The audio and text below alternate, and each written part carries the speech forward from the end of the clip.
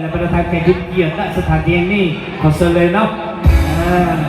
เจ้าบ่าวเจ้าสาวพระจิตมอบความรักให้คุณต่อไปนะคุณต่อไปขอเชิญเอาดอกกุหลาบสีแดงและกับมีเงินอีก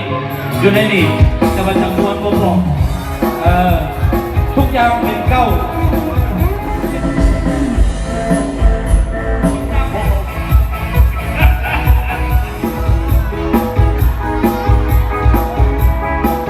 มาหลายวันนี้ครับเป็นภาษาอังกฤษ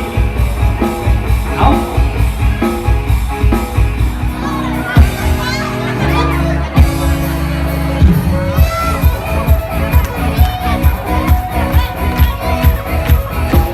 อาวันนี้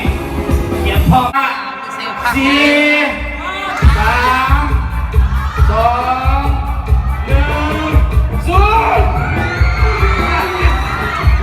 1อันนี้ก็สดมาอันนี้ก็สดมาดิเอาเก็บพ่อนะบอกเอาทำไม4 3 2 1เอาหลอกขนาดครับชอบ3 2